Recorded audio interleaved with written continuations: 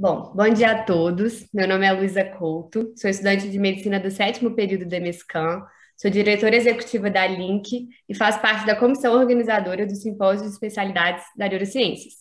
Gostaria de dar as boas-vindas à doutora Carolina Goldberg, graduada em medicina pelo UFRJ, fez residência em pediatria pelo UFRJ e residência em neurologia infantil pelo UFRJ também.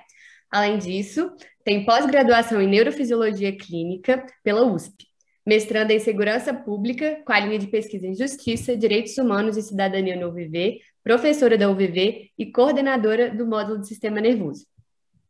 Também gostaria de dar as boas-vindas ao Dr. Tiago Guzmão, graduado em Medicina pela Universidade de Iguaçu, fez residência médica em Pediatria Geral pelo Hospital Infantil Nossa Senhora da Glória e fez residência médica em Neurologia Pediátrica pelo Hospital Universitário Antônio Pedro, na UF. Mestrado em Comportamento Humano pela PUC São Paulo e diretor do Núcleo de Autismo NASB. Se vocês quiserem aproveitar para se apresentar nesse momento também, podem ficar à vontade.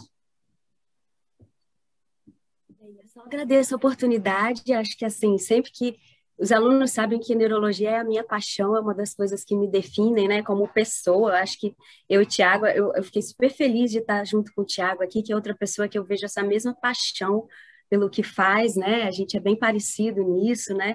A gente gosta muito até de trocar umas figurinhas, porque a gente se identifica nisso.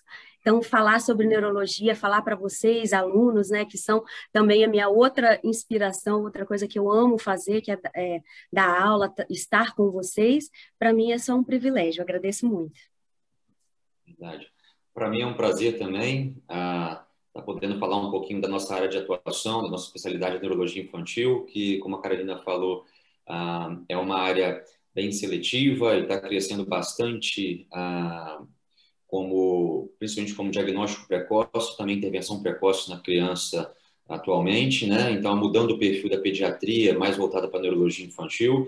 Então, para mim é um prazer estar aí batendo um papo com os estudantes e podendo levar um pouquinho mais de conhecimento da nossa área, viu? Obrigado à Liga, obrigado ao Congresso, obrigado, Carolina, pelas palavras, viu? É recíproco. Nós que agradecemos por vocês terem aceitado o nosso convite. É uma honra ter vocês participando do nosso simpósio e compondo a nossa mesa redonda, né? Cujo tema é neuropediatria, os caminhos para se tornar um neuropediatra. Você quer se apresentar, Lorena, antes da gente começar? Bom dia a todos. Sejam todos bem-vindos a essa roda de conversa com esses médicos, né? Muito dedicados à causa da neuropediatria. Espero que essa roda de conversa seja muito produtiva e que podemos aprender muito com vocês dois. Muito obrigada por ter nos aceitado o nosso convite. Obrigado. Bom, então, para a gente dar início à nossa discussão e responder a pergunta-chave do nosso tema, a primeira pergunta é: quais são os caminhos para se formar em neuropediatria e quanto tempo dura a especialização? Vocês podem aproveitar essa pergunta para contar um pouquinho da trajetória de vocês. Quer começar? Quer que eu comece, Tiago? Pode, por favor, começar. Então, eu acho que eu fiz um caminho mais natural, né, mais intuitivo. Eu fiz a residência. Quando eu era interna, eu já sabia que eu queria fazer neuropediatria. No sétimo período, eu já tinha certeza absoluta. E eu fui perguntar a chefe, né, da neuropediatria lá no UFRJ, a doutora Lúcia Fontinelli, e perguntei para ela o que eu preciso fazer para ser neuropediatra. Ela olhou para mim e falou: seja primeiro uma boa pediatra. Então, eu peguei aquilo na minha cabeça e falei assim: eu vou ser uma boa pediatra, vou aprender tudo o que eu posso aprender sobre a criança e depois eu vou, então, estudar dentro da neurologia, vou me dedicar nisso. Então, fiz a residência de pediatria, trabalhei, né, em intensiva, semi-intensiva, UTI-NEO, né, em várias coisas, como pediatra por um bom tempo, né? E aí, depois, então, eu entrei na tão sonhada neuropediatria que eu já vinha sonhando desde a faculdade, né, desde o sétimo período. E, então, fiz a residência médica em neuropediatria. Eu achei que eu queria muito fazer eletro, queria fazer neurofisiologia, e aí, na época, no Rio, tinha poucos lugares que ofereciam, por isso que eu acabei indo para São Paulo, porque lá, né, tem vários outros lugares, e acabei entrando na USP, né, e Aí é um outro mundo também, conheci outro serviço, um outro mundo, e aí fui para essa parte, né, de neurofisiologia, do eletroencefalograma, acabei apaixonando um pouquinho com essa área de interface neuro e psiquiatria, né, que é uma coisa que é, acabou me fascinando um pouco, e foi bastante tempo de formação. Eu acabei fazendo, né, 2 anos de pediatria, 2 anos de neuropediatria, fiz mais um ano, o último ano, né, o terceiro ano, que era opcional lá na USP de neuropediatria, eu fiz também. Depois fiz mais 2 anos de neurofisiologia, quer dizer, depois da faculdade foram 7 anos de formação. E aí não acaba, né, Tiago? Até hoje, depois é mestrado, é pós, é isso, é aquilo, acho que não acaba nunca. A gente tem que estar sempre, né, atualizando e tudo dentro da nossa área. Mas meu caminho foi mais ou menos esse, né? Então, acho que a maneira mais intuitiva é fazer a residência de pediatria. Depois você precisa ter, né, e depois fazer a residência em neuropediatria, e para ter o título de neuropediatria, você tem que ter o título de pediatra, né, o título pela Sociedade Brasileira de Neuroinfantil, você tem que ter o título de pediatria. Então, acho que esse é o caminho mais natural. Existem outros caminhos, até Tiago talvez saiba falar melhor sobre essas outras formas, né? Verdade. Conta agora da sua experiência. Pois é, eu falo que eu e a Carolina, a gente tem um perfil muito de humanitário, eu acho que faz parte de todo médico a ser formado, então eu acho que quando você pensa em ser médico, ainda mais nos dias atuais, onde a pobreza social, afetiva, emocional está em alta, eu acho que quando você tem a ideia de fazer medicina, é porque você quer ter um coração, você tem um sentimento humanitário muito forte dentro de você. Fazer medicina por fazer, automaticamente você vai jogar no mercado onde você não vai se encontrar. Então, a minha base, eu falo bem assim, que é um pouquinho do meu orgulho, eu sempre brinco com a frase, se eu for 1% do tamanho da medicina de humanidade que minha mãe eu acho que eu estou feliz. Ela foi a primeira turma da IBSCamp, né? Então, 73, vamos lá, quase mais de 45 anos de medicina, então aquele CRM que é nem 4 dígitos, é 900 e pouco, né? Então eu aprendi desde cedo, né? Venho dessa área ali, eu aprendi desde cedo cuidados paliativos com os meus avós, né? Eu com 8 anos, 10 anos, eu já estava aplicando injeção, eu já estava dando banho nos meus avós, acamados e tudo, então me despertou um senso humanitário ali, eu falei, não sei fazer outra coisa, então ali antes de 10 anos de idade eu falei, meu Deus, eu me identifiquei com alguma coisa ali de cuidado humano. E isso foi crescendo dentro de mim, então, automaticamente, né, vendo, talvez, com certeza, os meus tios, a minha mãe ali presente, me despertou também esse sentimento de cuidar do próximo. Acho que esse é o básico, que vai se estender até o resto da sua vida como médico, é o cuidar do próximo, é o ouvir. E aí fiz medicina, e minha mãe pediatra, então eu sempre pensei nessa parte, ou com a ligação da minha avó, porque hoje eu classifico como um quadro demencial do Alzheimer, né? Então, naquela época difícil, o tratamento, então eu sempre linkei a parte do cérebro, da medicina e tudo. Fiz pediatria, por quê? Porque minha paixão com criança é maior, né?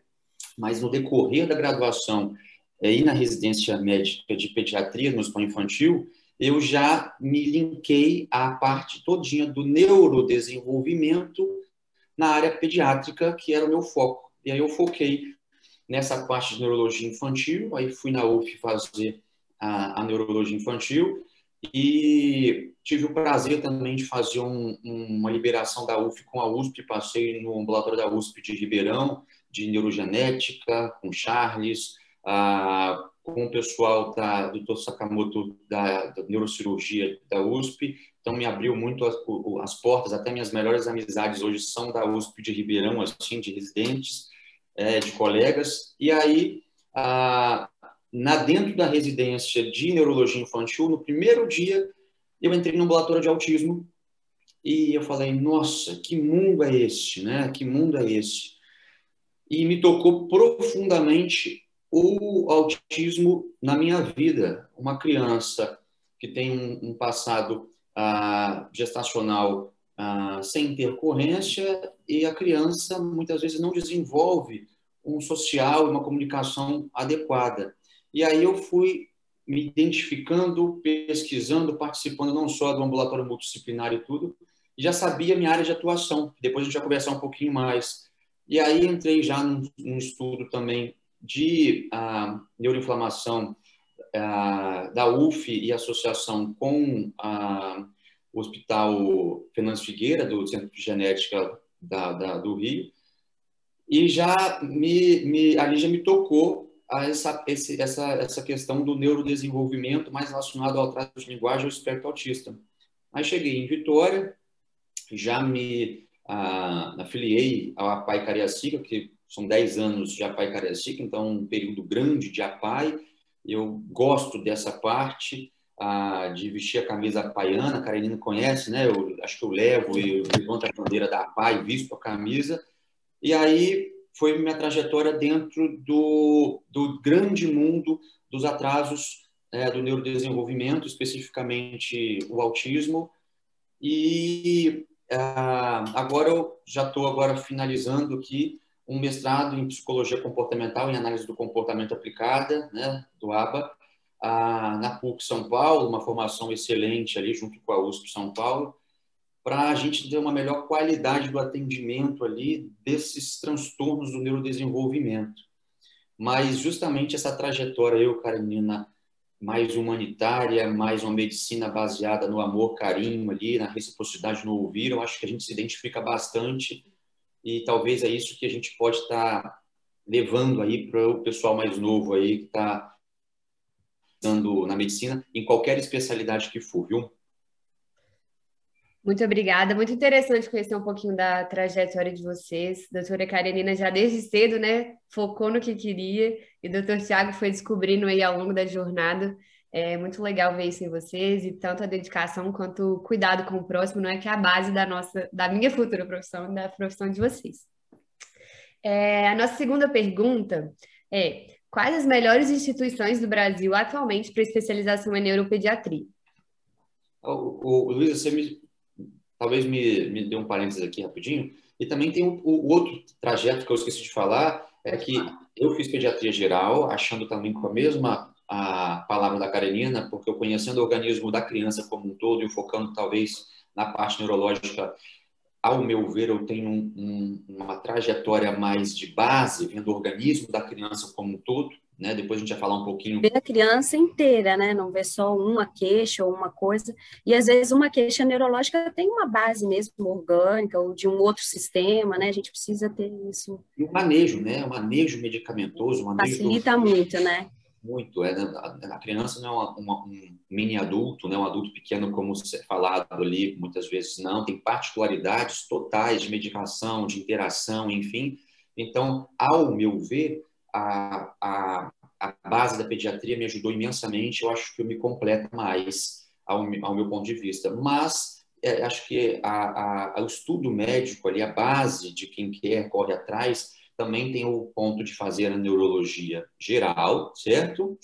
Como base. Eu ia te pedir para falar desses outras. Depois você faz a neurologia infantil. Também é uma formação de excelência, né? Fazer uma base de neurologia de adulto te dá uma base de pensamento, topografia de lesão, de pensamento neurológico muito bonito. O pensamento etiológico na neurologia é uma das coisas mais bonitas que eu vi na minha vida, topografar a lesão, certo? Para depois eu chegar no diagnóstico. Bem, Lorena. É um dos pensamentos mais lindos assim da medicina, né? De topografar a lesão, de segmentar e para depois chegar no diagnóstico, os diagnósticos diferenciais. Então, o neurologista de adulto tem uma formação de base excelente desse pensamento neurológico e depois se aprofunda no mundo da neurologia infantil também, viu? Tem esse caminho. Entendi. Interessante saber disso, porque essa é uma dúvida frequente, né? Tanto é que a gente trouxe esse tema para abordar, porque os alunos muitas vezes ficam perdidos qual caminho seguir. Mas interessante isso que vocês falaram da pediatria, por ter uma visão mais abrangente, né, do paciente, até porque ele vai chegar com uma queixa para você no consultório e você não vai avaliar só aquela queixa, né? O que a gente aprende na faculdade, a gente vai avaliar o paciente como um todo. Então, muito interessante isso que vocês falaram sobre os caminhos, né? Muito obrigada. E respondendo a outra pergunta, Karenina, por favor, se você quiser começar, das principais centros formadores do Brasil. Eu acho que Nós temos vários lugares, né? Eu acho que a neuropediatria tem muitos centros muito bons, que tem uma produção científica excelente e uma excelência mesmo de cuidado, né? E acho que tem que ter as duas coisas, eu penso, né, para uma formação, né? Uma coisa, essa parte da ciência, de formação científica, mas também o cuidado, né? Com o paciente, essa questão, né, humanitária, essa questão, né? Então, tem vários lugares, assim, de excelência. Eu fiz na UFRJ, sou suspeito porque eu sou apaixonada, né? A Alexandra, a Laís, a gente perdeu a Lúcia essa semana, né? Falei da Lúcia hoje, a gente perdeu a Lúcia essa semana, mas era uma pessoa que era o meu exemplo de vida, assim, de professora, neuropediatra, mãe, mulher, né? Era uma pessoa que era uma excelente médica, uma excelente Completa, professora, né? mas tinha um monte, uma renca de filho, como fala, que nem eu, né? Um tanto de filho, e dava conta disso tudo maravilhosamente, assim, e era o meu sonho. Eu lembro quando eu era residente, falava, quando eu crescer, eu vou ser assim, né? Eu vou ter um monte de filho, e eu vou ter, né? Vou ser uma boa médica, vou me dedicar à vida acadêmica, e ela foi a maior inspiração.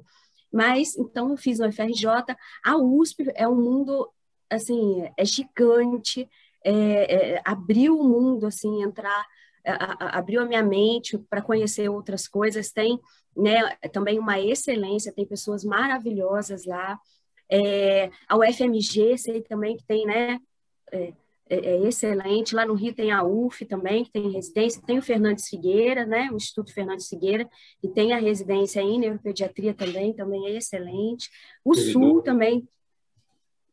também tem vários lugares, né? Tem universidades, então assim tem vários lugares no país inteiro, né?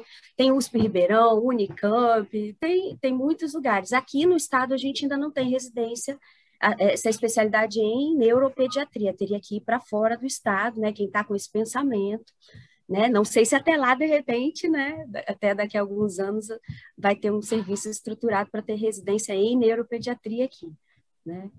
Outros lugares que você lembra aí, mas tem muitos lugares. Lugares que eu lembro também, o Pequeno Príncipe no Sul, uma excelente formação, nossa, uma grade curricular imensa, assim, foi uma das minhas opções também, né? Às vezes a gente quer ficar um pouquinho perto de casa e tudo, mas excelente formação, né? As federais como um todo, né? Escola Paulista de Medicina também, excelente formadora pela quantidade de ambulatórios, pelo o material rico ali de ambulatórios de especialidades, né? Às vezes segmentado. Tem uma diferença, uma grande, assim, das federais, né? Tem muitos ambulatórios nas diferentes áreas, né? Tipo, mesmo na USP, tudo separadinho por temas, né? Por especialidades.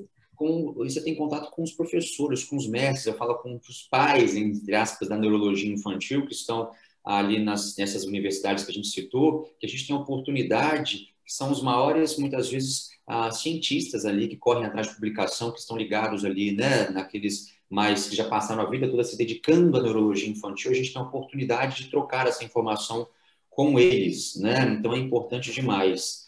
Mas toda formação requer o empenho do aluno, os livros, textos são iguais, as oportunidades hoje em dia são iguais, de artigos científicos em todas as plataformas que a gente vê, abrir o computador está ligado ao mundo, então quem faz a formação também é o aluno, o interesse do aluno, né? É buscar, né, ser o melhor, buscar dar o melhor para o seu paciente, eu acho, né? Não tem jeito, né? É uma área, eu acho que hoje em dia todas as áreas estão se capacitando, seja o engenheiro, tudo, mas o médico, colocando ali o meio bairrista, a gente assim, nunca para de estudar, nunca para de estudar. Quando você está acomodado num mês, 2 meses, 6 meses, alguma coisa está errada, né? Nunca para de estudar. Eu estou num ponto que meus filhos já falaram assim, mãe, eu não quero ser médico. Eu falei, meu filho, facada no peito é essa? Eu falei, por quê? O que foi? Ai, não, mãe, trabalha muito, estuda muito, nunca para.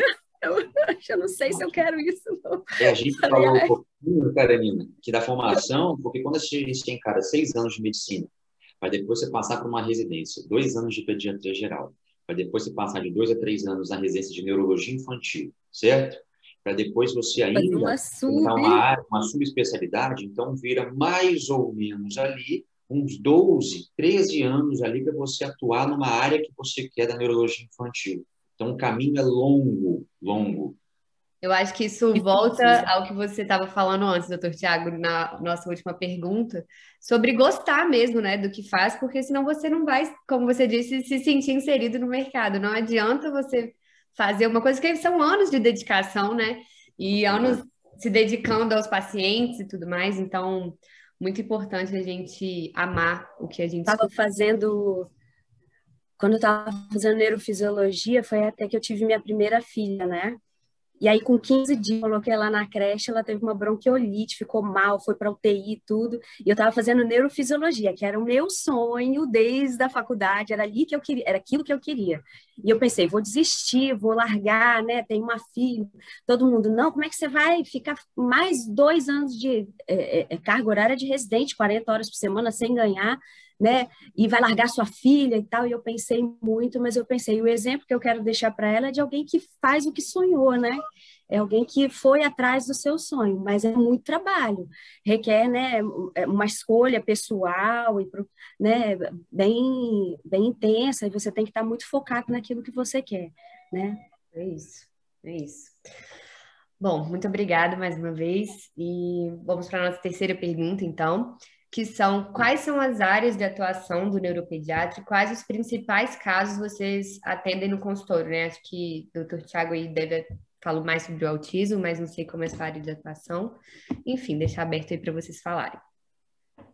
Pois é, a gente tem hoje, a gente parece que a medicina vai se segmentando cada vez mais, né? A gente vai se especializando, a gente quer ser bom ali numa área e a gente não consegue também ter a cabeça para saber tudo de tudo, né? Por isso que o clínico geral hoje, um bom clínico geral, falta no mercado brasileiro, porque você saber tudo de tudo, né, Karenina? É impossível ali, né? O clínico, ele me brilha os olhos ali, porque é um médico que vê um pouco de tudo e sabe um pouco de tudo. Quando a gente vai na medicina moderna, a gente tende a se segmentar e daqui a pouco ficar numa subespecialidade. Mas na neurologia infantil, certamente a gente já está muito caminhando para segmentos bem específicos, como uma área só de epilepsia, epileptologia, ou seja, ficar todo com os distúrbios relacionados ao padrão de convulsão, febril, enfim, toda a parte de epilepsia, não só focal como a generalizada, síndromes epiléticas, que englobam muito também as áreas do metabolismo, né, do erro metabolismo, que a doutora Karina pode me ajudar também. Eu acredito que vai ser uma área paralela de erro do metabolismo dentro da neurologia. Mais a gente está conseguindo, né, classificar as doenças, descobrir né, as alterações genéticas relacionadas. É um mundo que está se abrindo, né? Não tem como a gente dissociar hoje, acho que nenhuma especialidade, a genética, né, da especialidade, então a neurogenética está se fundindo, né, em todos os diagnósticos, neurogenética está vindo muito em conta ali, a gente diagnosticando coisas que a gente não sabia, a etiologia, hoje a genética já está descobrindo. Um segmento importante também, a área neuromuscular, importante, mas o neurodesenvolvimento também está ganhando uma importância muito grande nessas últimas 2 décadas, com adoecimento não só do adulto, como também o adoecimento mental da criança, né? Então, o foco da neurologia infantil hoje, a doutora Carolina pode estar aí falando, não tem como a gente fazer neurologia infantil sem abordar os principais transtornos, né? Seja de comportamento, da hiperatividade, da desatenção, do comportamento dos atrasos de linguagem, que é um mundo à parte, a comunicação e a socialização da criança, né? Então, quando a gente mexe na parte motora, a gente já sabe, então, cérebro, motor, neuro. Agora também linguagem, comunicação, que é um marco também do neurodesenvolvimento, né? A gente também interfere aí nos transtornos, nas patologias neurológicas. Pode acrescentar aí um pouquinho, Karina, tem várias áreas ali, a neuromuscular, a neurodesenvolvimento, a epilepsia, o erro metabolismo, a parte da cefaleia, né, da enxaqueca, né, uma área que também tem gente que só faz enxaqueca, só faz a parte de cefaleia infantil. Mas o que, Karenina? Me lembra aí, se eu perdi. Eu acabei assim, eu fui me direcionando para aquilo que eu tinha maior afinidade mesmo. Eu acho que você é bem parecido comigo nisso. Eu acredito, quando a gente faz mesmo que é aquilo que a gente ama, aquilo que a gente gosta, porque a nossa especialidade é pesada, é difícil, requer muito da gente. Então, se eu estou fazendo uma coisa que eu sinto que é o que é ali que eu tinha que estar, é o que eu gosto de fazer, né? Então, eu acabei indo para essa área da epilepsia, que era o meu sonho desde a faculdade, né, que foi neurofisiologia. Meu sonho era olhar aquelas ondinhas e entender o que era aquilo. Eu falava, gente, eu tenho que entender o que é isso, um dia eu preciso, né? Então, levei esses anos todos até chegar lá, né? E até chegar assim, era aqui que eu queria chegar, né? Mas acabou que pela vida, né, eu fui acabando me especializando em equipes, né? Eu não gosto de trabalhar sozinha, eu não consigo me ver atendendo sozinha em algum lugar. Eu acho que a neuropediatria te dá uma chance muito grande de trabalhar em equipe, né? Isso eu acho que é uma coisa bem interessante. Então, eu acabei entrando nessa área de neurodesenvolvimento mesmo, de acompanhar o desenvolvimento da criança desde bebezinho até mais velho, e os desvios, transtornos desse desenvolvimento, né? Mas eu acho muito difícil fazer isso sem estar em equipe, né? Sem ter uma físio, uma fono, uma terapeuta ocupacional, uma psicóloga, uma psicopedagoga, a escola. Então, eu amo demais isso. E acabei me direcionando para isso por essa questão de me identificar mesmo. Eu gosto demais de trabalhar e várias vezes eu estou lá no consultório, eu bato na porta lá da físio, vem ver esse paciente aqui, olha aqui para mim. Várias vezes eu estou atendendo, elas vêm, senta aqui, olha esse menino. E essa troca, né, eu acho muito gostosa. Eu acho que é uma das coisas que eu acabei me direcionando porque é uma das coisas que eu amo fazer. Então, essa parte do neurodesenvolvimento e tudo, mas acho que precisa muito você ter todos os outros profissionais juntos, né? Todas as áreas dentro da neuropediatria, acho que você precisa ter apoio de outros, né, profissionais, mas acho que nessa do neurodesenvolvimento, né, a gente que faz essa parte de neurodesenvolvimento, isso é essencial, não dá para fazer. Quando a gente não tem como a gente falar da criança como um todo sem precisar das ajudas multidisciplinares. E a gente fala de multidisciplinaridade, então, fonoaudiólogo TO, psicopedagogo, enfim, terapeuta ocupacional, além da parte médica, mas também, além da multidisciplinaridade, a interdisciplinaridade, a gente tem que se falar. O paciente é único. Se a gente né? comunicar, alinhar objetivos, alinhar, né? Desanda o paciente. Então, a neurologia infantil, para quem quer fazer, a gente é fã, né? Então, façam mesmo. E tudo, a gente tem que estar em contato com uma equipe multidisciplinar, e nessa equipe multidisciplinar, muitas vezes o médico tem um papel de ser o interlocutor ali, o gestor dessa equipe, e a gente tem que se comunicar. Não adianta você mandar um paciente para a fono, você receber o paciente de novo, você não saber o que a fono está trabalhando, não saber o que o profissional está trabalhando. Então, além do do interdisciplinar, ou seja, essa equipe se falar, é que vai fazer o seu paciente, seja ele com epilepsia, mas o paciente com epilepsia vai ter uma dificuldade escolar, pode ter, né? Então, você não vai tratar só o antiepilético, você vai ver a vida da criança como um todo, a atenção, o rendimento escolar. Provavelmente o paciente que tem enxaqueca vai ter um rendimento escolar baixo, muitas vezes, se maltratado, vai precisar também de uma equipe de reforço escolar, talvez uma equipe com psicólogo, vai ter uma baixa autoestima, pode, né? E tudo. Então, o espectro autista como um todo, não tem como só eu médico sou sozinho, não faço nada, não dá para fazer milagre, eu tenho que ter uma equipe multidisciplinar competente, especializada, que também leve esse paciente também a progredir. Então, a neurologia infantil não é isolado, né? É uma equipe que o médico vai ter que, muitas vezes, estar em contato com uma rede de outras especialidades. A pessoa pode ter esse perfil, eu prefiro trabalhar, né, sozinho, eu tenho esse perfil. Eu acho que dentro da neuropediatria isso fica bem mais difícil, né? Quem tem um perfil de, né, essa área é uma área que requer muita troca, muito, né? Seja qual for a subespecialidade, seja neuromuscular, você precisa de toda a equipe de reabilitação, seja neurodesenvolvimento, mesmo na epilepsia tem muita alteração escolar, muita, né, precisa de muita adaptação e tudo na escola, a parte de aprendizagem nem se fala, né? Que a gente fazendo os transtornos de aprendizagem, acho que em todos a gente precisa ter uma equipe de suporte mesmo, bem e bem afinada, né? Todo mundo conversando, dialogando entre si. Sem dúvida, acho que essa interdisciplinaridade deve ser muito importante para dar um cuidado de excelência, né, para o paciente. Acho que para ela ser amparada assim, de todos os lados, de todas as formas possíveis, eu acredito que deve ajudar bastante no tratamento, né? É, Mas que Porque bom. a criança não é um adulto pequeno, né? A Exato. criança é um ser que está se desenvolvendo e ela se desenvolve e precisa da família, da escola, da casa, da saúde, de tudo, né? E não dá para dissociar e ver um lado só, né? E, As assim, suas particularidades, né, que devem ser tratadas como tal. e sempre eu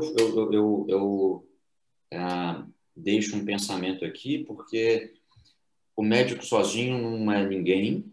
Aquele médico antigo que a gente sabe que existe até hoje, que a gente não quer que forme tudo, então, da prepotência, da arrogância, de ser onipotente, onipresente, não existe isso. Isso não é a medicina de hoje. A medicina de hoje é uma medicina que é uma base que precisa de todas as outras especialidades juntos, porque senão a gente não chega a lugar nenhum. O seu paciente não é pensar só você, pensar como um todo, um contexto, né? Ainda mais, abrindo parênteses aqui, a gente não vê só a criança. A criança é um reflexo da família, da mãe e do pai. Então, hoje em dia, por exemplo, a Carolina provavelmente deve fazer isso, tem um perfil muito, muito, muito humanitário também, muito parecido com o que a gente conversa, né, nas trocas nossas. A gente faz muitas vezes um resgate familiar, um apoio familiar. Muitas vezes a gente acaba conduzindo o tratamento dos pais para que a criança melhore. Tratamos os pais. Muitas vezes eu falo, não, não, não. Nada de tratar você, eu vou ver você, mãe. Eu vou cuidar da sua saúde mental, porque cuidando de você, automaticamente a criança, a esponjinha, né, melhora, certo? A minha tese foi baseada nisso. Viu? Isso foi baseada nisso. Uma mãe que entrou na minha sala e ela tinha cometido lá uma coisa lá fora, uma confusão lá com a criança, e ela entrou toda envergonhada, e ela esperou que ela ia entrar na sala e eu ia engolir ela, né? Ia brigar, falar como você faz isso. E, na verdade, eu estava com uma outra aluna, a gente se olhou e falou assim, vamos dar colo para essa mãe, né? Essa mãe está desesperada. Então, às vezes, assim, como que a gente protege a criança? Cuidando dos pais, né? Então, foi aí que surgiu a ideia da tese. A família, não tem como dissociar a criança da família, né? Então, sim. E deve ser uma abordagem difícil essa, né? De falar para os pais que eles precisam também de um tratamento, não a criança. Eu imagino que deve ser, tem que ter um jogo de cintura aí para trabalhar com os pais e com a criança, né? Ao mesmo tempo, porque vocês acabam atendendo os dois. Hoje em dia eles já sabem. Hoje em dia eles já sabem, eles chegam para a gente pedindo ajuda já, viu? A saúde mental do mundo, principalmente dessa época que a gente vive da pandemia, mas aflorou muito a saúde mental. Nossa, né? Nossa sociedade como um todo, né? E principalmente quando eu tenho também um pai que tem uma, entre aspas, demanda, uma necessidade maior de superar as dificuldades do seu filho. Dificuldade eu falo que todos temos, né? Mas tem crianças que merecem uma atenção especializada. Então, a demanda dos pais aumentam. Então, são pais que sofrem mais essa pressão, certo? Pela demanda que a criança dela precisa. Então, a gente tem que cuidar também da saúde mental deles. É importante, viu? Estamos ouvindo? Eu achei muito importante essa fala que vocês dois trouxeram, ou seja, vocês estão numa harmonia de trabalho do neuropediatra sensacional. Eu achei muito importante o que vocês trouxeram sobre o pediatra ser o cuidador não só da criança, mas é quase que um médico da família, né? Não é o título médico de família, saúde da família, mas acaba sendo, e eu achei isso muito importante, porque eu tenho ouvido cada vez mais que pediatra sofre porque ele não cuida da criança praticamente, ele tem que cuidar da família, do pai, da mãe, do cuidador desse infante ou desse adolescente. Se der tempo, eu só queria saber como é que é para nós agora que estamos nos formando em medicina, como é que é esse atendimento para a família, porque a gente pensa que, vou cuidar da criança, ver os sintomas, as questões, os problemas e dar o diagnóstico e fazer o tratamento. Mas a questão é muito mais psicológica e comportamental, até que o doutor Thiago comentou que está fazendo aba, comportamental de um núcleo familiar. Como é que é isso no consultório? É isso que eu Nossa, fico assim, mais impressionada de vocês, pediatras, terem esse escopo de habilidade para tratar um pai e a mãe que chegam no consultório, que brigou com o filho logo ali fora, ou tá fazendo muitas atitudes incorretas, vamos dizer assim. quer falar, Carmen? Pode começar, se você quiser. É importante o levantamento, Lorena, porque quando a gente fala de comportamento, a gente fala de consequência, né? Então, a consequência que a criança chega, a criança está se batendo, a criança está mordendo, a criança está fazendo birra, isso é uma consequência. Mas a análise do comportamento aplicada, ela te dá uma base para saber o antecedente, o que está levando, qual que é a função desse comportamento.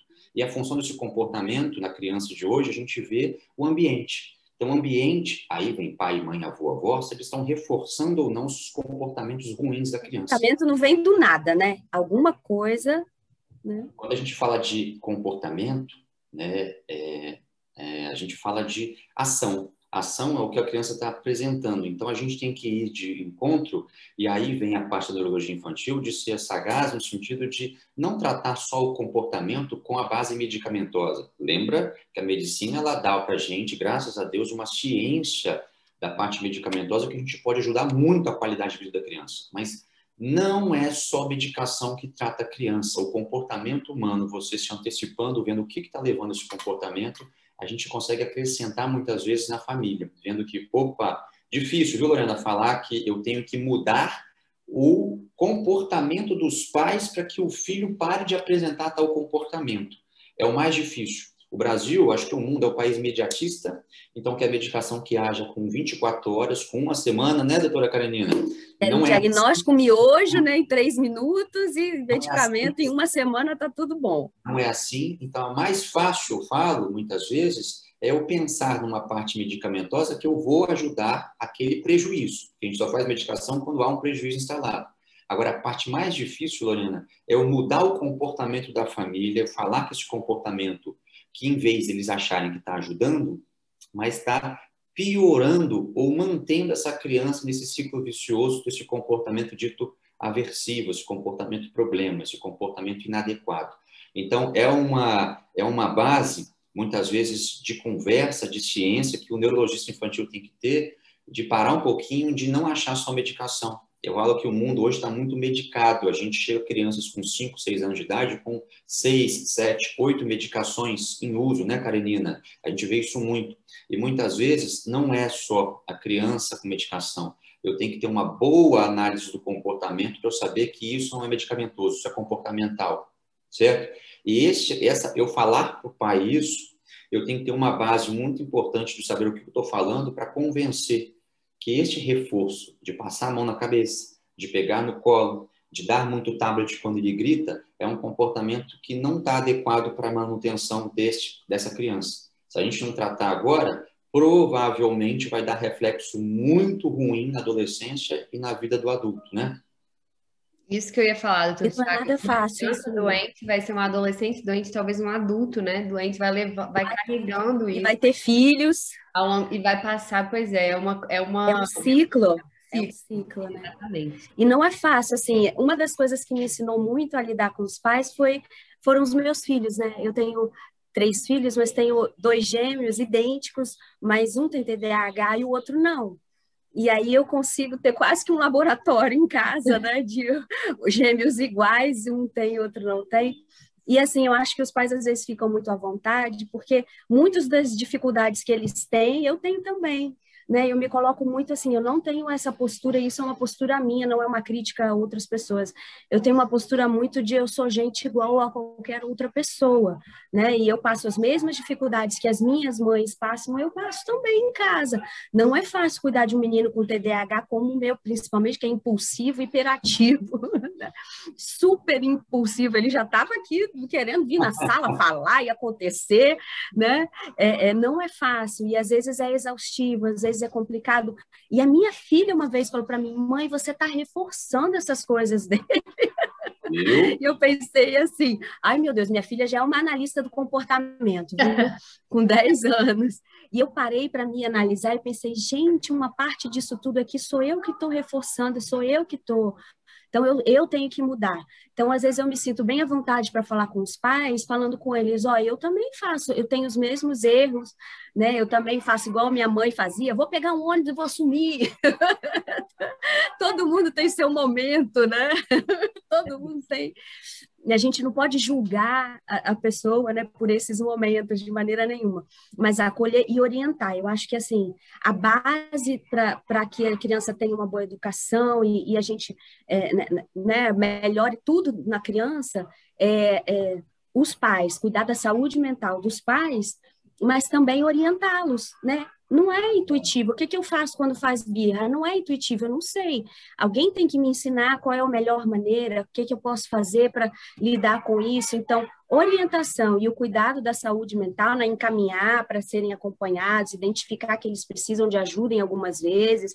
Eu falo assim, bem francamente, com os pais que eu atendo, né? Quando vejo essas coisas, eu me sinto à vontade, porque eu acho que assim, eu passo também por essas coisas e não, né, e explico para eles de que a gente precisa procurar ajuda, né? Então, cuidar dos pais e orientar os pais, eles precisam saber o que fazer, né? Não vem, né, o manual, né? Meu filho tem isso e isso, então já vem o manualzinho, eu já sei como fazer automaticamente. A gente precisa orientar, né? Os pais Perfeito, precisam se Karina. sentir orientados. E não, o que você falou é perfeito. E o que, respondendo o que a Lorena falou, como que fala, né? Não é julgar, é orientar. Por isso que lá fora, o coaching parental, ou seja, o treinamento de pais, é o que está dando o maior sucesso em toda a parte de neurodesenvolvimento. Quando eu tenho um pai treinado, eu tenho um adulto que é replicador em caso de terapia, certo? Então, quando eu tenho um pai que observa, que treina, que vê um pouquinho o que a fono treinou, que vê um pouquinho o que o terapeuta ocupacional, o psicólogo treinou, ele vai replicando em casa e automaticamente aumentando as horas de tratamento ou de terapia do filho.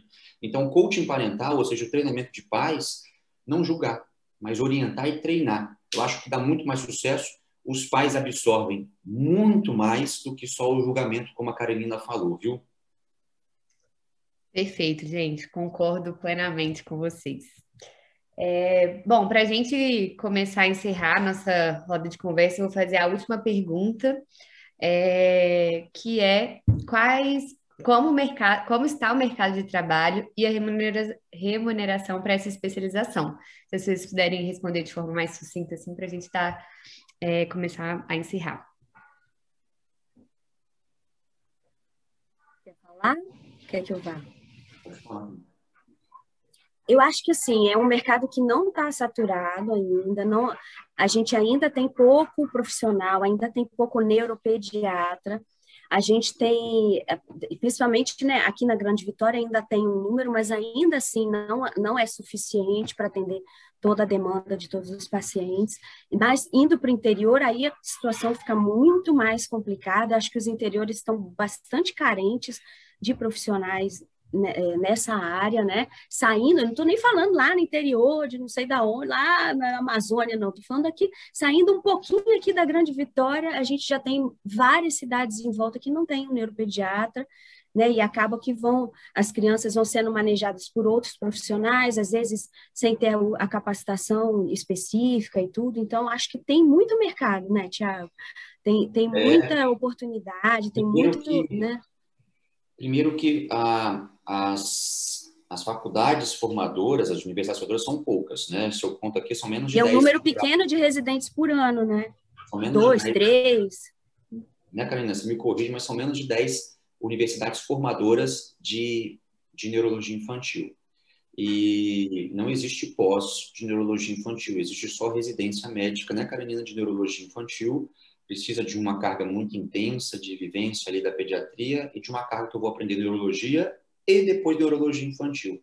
Então, o neuropediatra, ele aprende ali, além da pediatria que ele traz, ele vai entender um pouquinho de neurologia de adulto, né, na base, para depois fazer um pouquinho de neurologia infantil. Então, a residência é uma carga horária um pouco grande, precisa dessa intensividade. Mas, além de são poucas unidades formadoras, vamos dizer assim, são poucas universidades que formam, o número de residência também, o número de vagas é limitado. Então, pequeno, né? São poucas formações por ano, então o mercado joga no mercado poucos neuropediatras para espalhar para o Brasil. O Brasil tem aquela famosa a parte que só a capital fica, então o interior é pouco especializado, fica a capital especializada, o interior muito não especializado.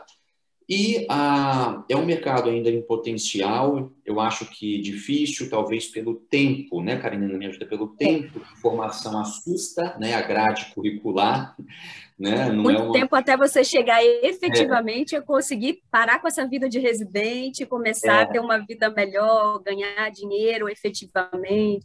Então, a família vai atrasando um pouco, você constituir família vai atrasando um pouco, né? E tá aqui, não é a fácil. gente está aqui, fomos para beirando quase 14 anos, 15 anos de formato, né? E a gente está ainda numa base ainda formadora ainda que não vai parar por aí. Então é impressionante como a neurologia infantil requer um tempo extenso ali de dedicação por vários outros padrões de residência, pediatria geral, às vezes neurologia de adulto que a gente passa um ano para depois entrar na área de neurologia infantil. Mas e aí a gente fala, né, de remuneração. A remuneração da parte pediátrica como um todo, isso tem que ser revisto, né, no Brasil. O pediatra como um todo, como uma especialidade que não tem procedimento, né, Carolina? As especialidades médicas que não cursam com procedimento, muitas vezes o ganho é a base da consulta médica. Então já entra em outro fator burocrático da remuneração dos planos de saúde em relação ao médico de uma maneira geral, né? Nossa área é difícil você ter muitas consultas, né?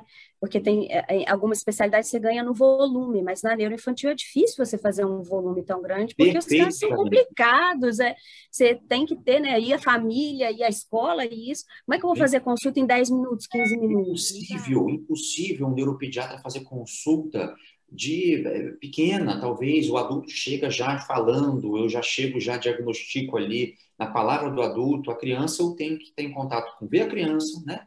Tentar pegar um pouquinho dos sinais e sintomas ali, se ela conseguir falar ou não, mas avaliar o pai e a mãe, às vezes são opiniões diferentes, às vezes eu vejo a avó presente na consulta, né? Muitas vezes a gente tem um bom ouvinte, um bom orientador da anamnese, a gente tem que confiar no nosso senso de estudo e avaliar a criança, né, Karenina? Então, tem mais essa particularidade ainda. Mas a gente é apaixonado, então a gente não sabe fazer outra coisa, né, Karenina? Sim, não consigo. Eu já falei, e várias vezes eu falei, eu vou fazer 17 anos de formado agora. E de vez em quando, assim, eu tô falando com os pais, vem aquele arrepiozinho. Eu falo assim, gente, eu não podia fazer outra coisa, me dá aquele arrepiozinho de tipo assim, nossa, que delícia fazer isso aqui, né? Então, acho que não dá. Não tem como fazer outra área, não tem como, né? Eu sei que eu, sim, adulto, né? A gente fala bem assim, mas a criança, o organismo rápido, recuperação, imunidade, enfim, tudo, a gente vê um desenvolvimento de uma criança que eu mudo o padrão dela crescer, se desenvolver, assim, não tem maior recompensa para a gente do que ver aquela criança que poderia ter um Fora que às vezes a consulta eu acho gostosa, né? Às vezes eu falo para os alunos, se eu tivesse... A criança vai dar uma tirada, fala uma coisa assim super engraçada, eu passo um mal de rir às vezes. Eu falo com eles, tá vendo? Se vocês estivessem trabalhando com adultos, você não ia ter essa tirada maravilhosa que a gente acabou de ouvir aqui. Então eu acho assim, tem umas particularidades assim muito gostosas de trabalhar com criança. Né? E poder mudar o futuro da criança com a nossa intervenção, com o que a gente estudou, enfim, deixando uma adolescente e um adulto cada vez mais funcional, não tem preço que pague, né? Você consegue quebrar esse ciclo ruim, né?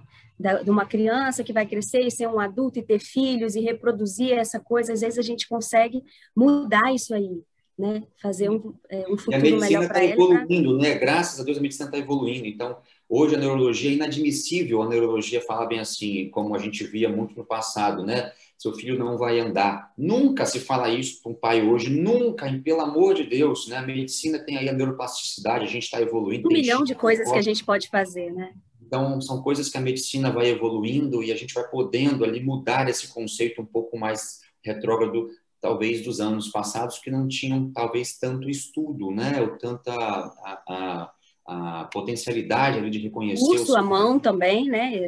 Hoje a gente tem muito recurso, né? Gente, infelizmente vou ter que encerrar nossa mesa redonda. Eu poderia passar o dia aqui ouvindo essa troca de experiências tão gostosa que a gente teve. Muito obrigada. Foi uma honra ter vocês participando da nossa mesa redonda, especialmente para mim. Meus olhos brilham para pediatria ainda, agora na faculdade. E tenho certeza que para todos que estão assistindo, independente da especialidade, tenho certeza que foi muito agregador.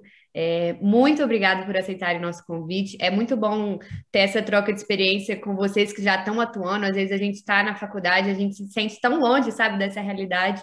Então, é muito bom poder conversar, aprender com vocês. De alguma forma, vocês são uma inspiração para a gente. Então, muito obrigada por isso, por aceitarem o nosso convite. A comissão organizadora do simpósio agradece imensamente a participação de vocês. E é isso. Eu que agradeço essa oportunidade aí. E eu acho que vocês estão na faculdade, como eu falei, meu sonho começou na faculdade, né? No segundo período eu decidi que eu ia fazer neuro e no sétimo eu decidi que era neuropediatria.